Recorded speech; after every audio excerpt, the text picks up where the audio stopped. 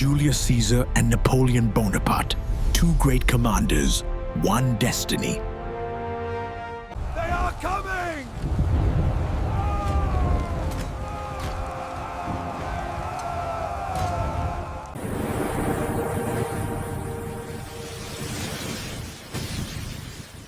Under the relentless reign, Rome's disciplined legions moved silently.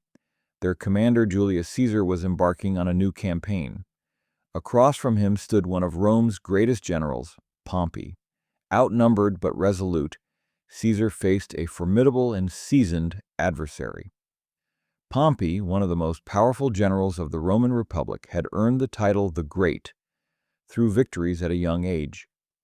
Influential in Rome's eastern provinces, his political and military acumen commanded respect. Now he faced Caesar. Rome's fate would be decided here. To gain the upper hand, Pompey moved into Greece. Here he gathered his forces, secured strategic positions, and prepared to confront Caesar. The destiny of Rome hung in the balance. Caesar's legions, disciplined and experienced, advanced with precision. Every step demonstrated tactical brilliance, wearing down the enemy's morale. Greece's rugged hills and valleys would witness Caesar's strategic genius. And finally, the Battle of Pharsalus. Caesar's army overcame Pompey's larger forces. This victory was more than a military triumph. It marked the moment Rome's discipline and culture extended its influence over Greek lands.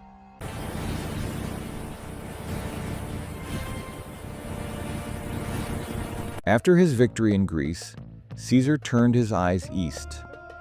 His goal to pursue the surviving forces of Pompey and gain a strategic advantage in the Roman Civil War. The journey to Egypt was not just a military expedition, it was an opportunity to extend Rome's political and cultural influence. When Caesar arrived in Egypt, Pompey had already been killed. He encountered political turmoil and a struggle for the throne. Caesar intervened, not merely as a commander, but as a stabilizing force in the region. Caesar elevated Cleopatra to power, ensuring the balance of authority in Egypt. Through diplomacy as much as military might, Rome solidified its influence. Egypt became a stage for Roman cultural and political dominance, and Caesar emerged not only as a general, but as a civilizing force in history. The battlefield near Zela was challenging. Hilly terrain, winding rivers, and scattered forests. Caesar assessed the land carefully, knowing that every slope and river could determine the fate of the coming battle. Pharnaces II, the young and ambitious king of Pontus, had gathered his forces to resist Roman domination. On the hills of Zela, he awaited Caesar's approach, confident in his troops and the terrain's natural defenses. And then the battle commenced. Despite being outnumbered in parts, Caesar's tactical genius prevailed. Roman formations advanced with precision, breaking Pharnaces' lines swiftly. In a decisive victory, Caesar would later declare, "Veni, vidi, vici, I came, I saw, I conquered." Veni, vidi, vici.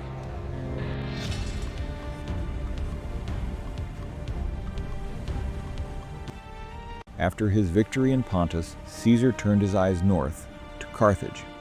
His goal was to pursue the surviving forces of Pompey and gain a strategic advantage.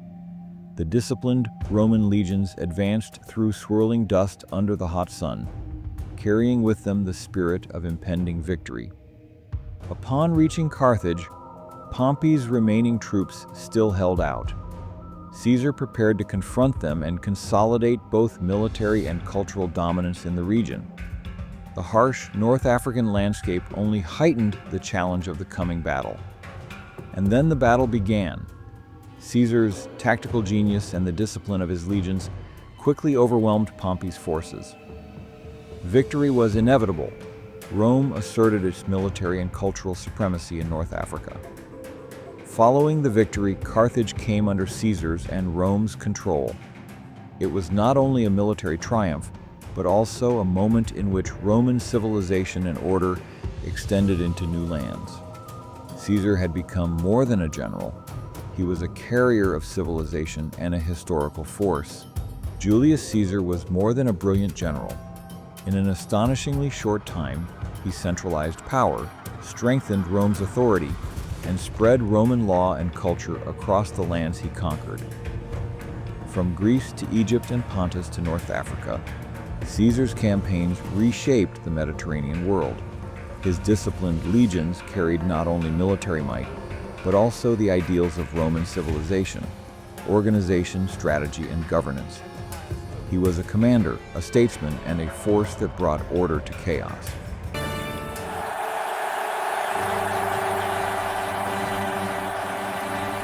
Napoleon saw himself as a missionary, entrusted with the sacred fire of the French Revolution. His vision was clear: the old world had to fall. Monarchies, unlimited privileges, slavery, backward thinking, they were all his enemies. But he was more than a leader. He was the messenger of a new civilization, reason and equality.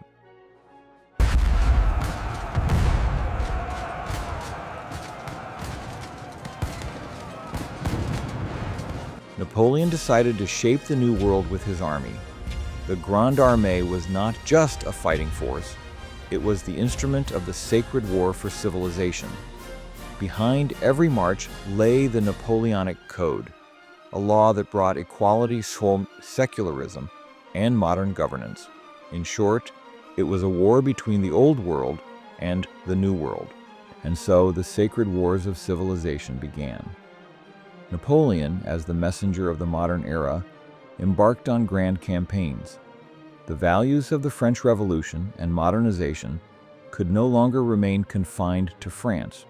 They had to spread across the continent. Each campaign was a step toward transforming the old world, weakening monarchies, and instilling revolutionary principles: liberty, equality, secularism. Napoleon was no longer just a soldier. He had become the architect of a new order, and his army, its living force.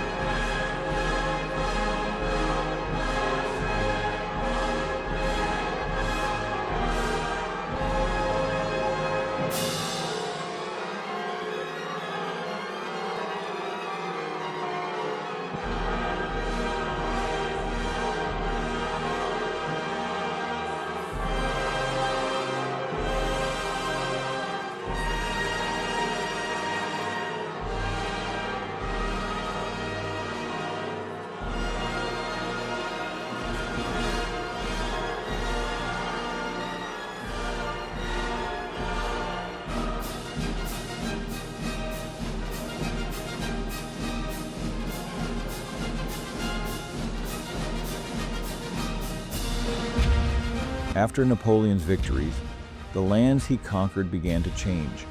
Old institutions, old hierarchies, and the rigid order of monarchies started to collapse. In their place came new laws, new administrations, and the principles shaped by the Revolution.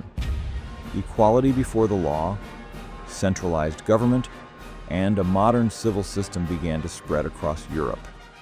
For many regions, this was the first encounter with a new political world, a world reshaped by Napoleon's ambition and the force of his armies.